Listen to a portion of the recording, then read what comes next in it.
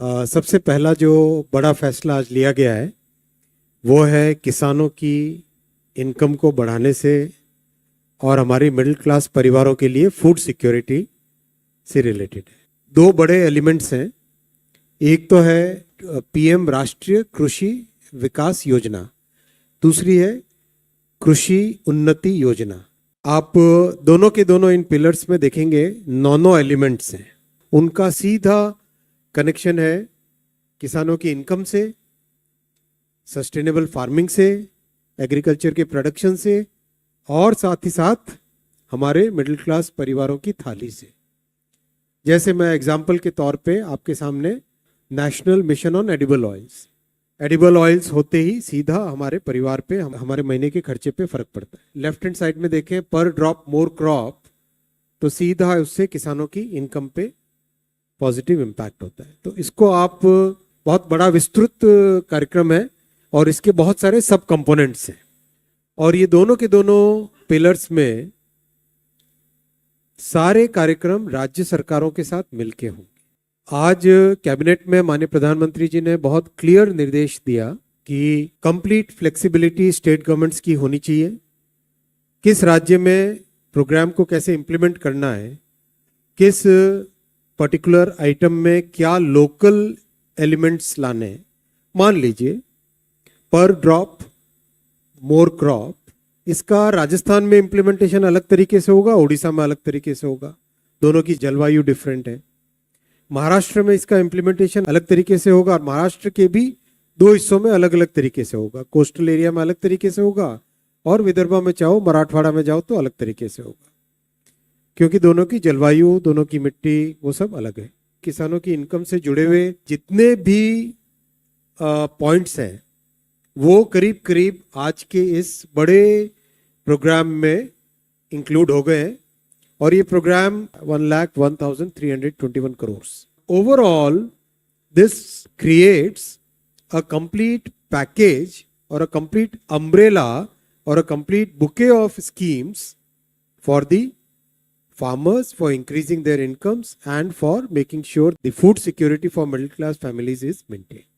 देखें तो soil health के बारे में, सॉइल की फर्टिलिटी, जो रेन फेड एरियाज हैं उसके डेवलपमेंट के लिए, और जो हमारी ट्रेडिशनल किसानी का तरीका है उसमें इम्प्रूवमेंट लाना, मैकेनाइजेशन के लिए, पर ड्रॉप मोर क्रॉप यानी एफिशिएंट यूज ऑफ वाटर के लिए, एग्रो फॉरेस्ट्री, क्रॉप्स में डाइवर्सिफिकेशन, हर तरीके से नई नई, अगर इंडिविजुअल प्रोजेक्ट कोई राज्य लेके आना चाहे तो उसके लिए डीपीआर वो बना के लेके आए। मान लो केरला में पर्टिकुलर एक स्पेशल प्रोग्राम बनाना चाहे केरला, तो उसका डीपीआर बना के लेके आए।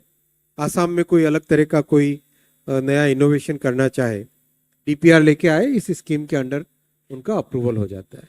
फिर स्टार्टअप्स के लिए वैसे ही सेकंड बड़े कंपोनेंट में न्यूट्रिशन और फूड सिक्योरिटी, फिर हॉर्टिकल्चर के डेवलपमेंट में आपके सामने कुछ ही समय पहले रखा गया था क्लीन प्लांट प्रोग्राम, फिर एग्रीकल्चर एक्सटेंशन के लिए, ऑर्गेनिक वैल्यू चेन के डेवलपमेंट के लिए नॉर्थ ईस्ट पे फोकस्ड, एग्रीकल्चर मार्केटिंग पे, डिजिटल एग्रीकल्चर मिशन का प्रोग्राम कुछ ही समय पहले आपके सामने रखा गया था। ये भी इस पूरे बुके का हिस्सा है। एग्रीकल्चर सेंसस, इकोनॉमिक्स, स्टैटिस्टिक, पूरा एक तरीके से किसानों की इनकम से जुड़ा हुआ और हमारे मिडिल क्लास परिवारों की फूड सिक्योरिटी से जुड़ा हुआ, न्यूट्रिशन सिक्योरिटी से जुड़ा हुआ बहुत सारा एलिमेंट्स इन दोनों प्रोग्राम्स में आ जाता है। इस प्रोग्राम को बनाने के टाइम में आज के जो चैलेंजेस है, विशेषकर क्लाइमेट रेजिलियंस और एक नए तरह के जो चैलेंजेस आ रहे हैं, उनको बहुत फोकस में रखा गया है। बहुत ध्यान दिया गया है कि वैल्यू चेन को डेवलप करें। किसान ने सरसों उगाई, उस सरसों का आगे जो उपयोग होना है उसमें एडिबल ऑयल निकलना, फिर एडिबल ऑयल को प्रॉपर्ली रिफाइन करना, पैकेजिंग करना, करके अपने घर में रसोई तक पहुंचाना, ये पूरी जो वैल्यू चेन है इसके ऊपर बहुत फोकस दिया गया है।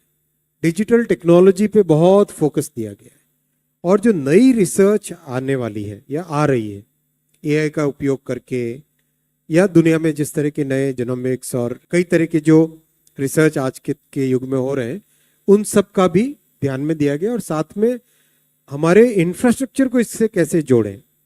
जो इंफ्रा का डेवलपमेंट का काम चल रहा है, चाहे रेलवे नेटवर्क का हो, हाईवे का हो, डिजिटल इंफ्रा का हो, उसको इससे कैसे जोड़ें, वो भी इसमें बहुत ध्यान में रखें। मतलब एक तरीके से एक बड़ी होलिस्टिक वे में इसकी पूरी कल्पना की गई है। ऐसी कॉम्प्रिहेंसिव स्ट्रैटेजिक प्लानिंग से ओवरऑल एक पूरा विश्वास है कि इन 5 वर्षों में ये जो बड़े फैसले पहले 100 दिन में लिए गए किसानों से संबंधित, उससे हमारे किसानों की इनकम बढ़ेगी और हमारे मिडिल क्लास फैमिलीज के लिए बहुत एक इम्पॉर्टेंट फूड सिक्योरिटी का एक माध्यम ये बनेगा।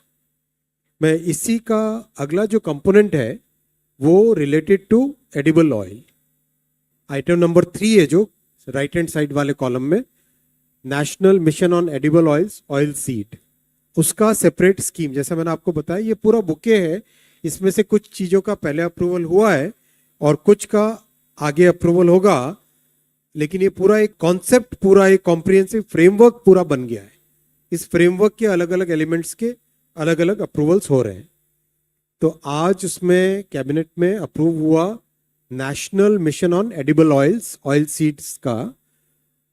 सरसों हो गई, आपके सोयाबीन हो गया, मूंगफली हो गई, और भी कई सारे ऑयल सीड्स हैं।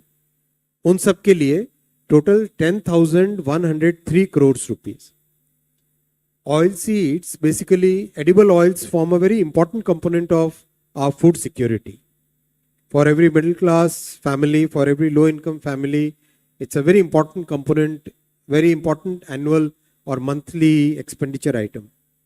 इसमें हम कैसे प्रोडक्शन बढ़ा के प्राइस को स्टेबलाइज करें और जो कंटिन्यूसली हमारी रिक्वायरमेंट इंक्रीज हो रही है देश में, उसको कैसे हम मीट करें अपनी खुद के प्रोडक्शन से। तो इसके कॉन्सेप्चुअली इसके 2 पार्ट हैं। पहला है कि एरिया बढ़ाओ जिसमें ऑयल सीड्स का प्रोडक्शन हो। मान लो मूंगफली का लिया हमने, आज अगर मूंगफली में जितना एरिया कवर होता है उससे ज़्यादा बढ़ाओ। मान लो सरसों लिया, तो आज जितना प्रोडक्शन होता है, जितने एरिया में सरसों की खेती होती है, उस एरिया को बढ़ाओ। दूसरा है प्रोडक्टिविटी को इंक्रीज करो, यानी 1 एकड़ में आज अगर सरसों से एक अमाउंट इतना सरसों उगता है तो उससे ज़्यादा कैसे होगा। ओवरऑल अगर एरिया और प्रोडक्टिविटी को मल्टीप्लाई करें तो उससे प्रोडक्शन बढ़ाने का पूरा कॉन्सेप्ट है। जो प्रोडक्शन का एरिया है वो आज है 29 मिलियन हेक्टेयर, यानी 2,90,00,000 हेक्टेयर। उसको बढ़ाने के टारगेट ले रहे हैं।